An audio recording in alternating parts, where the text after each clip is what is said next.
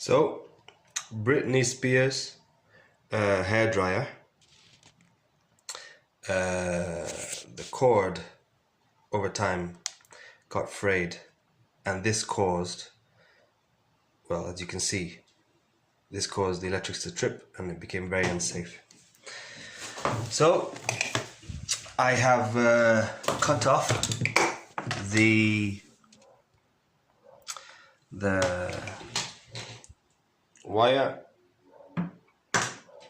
and I've prepared it, and now I'm cutting away the sheathing here, and then I'll connect it all up and show you how it works. I'm using this crimping tool and a Stanley knife.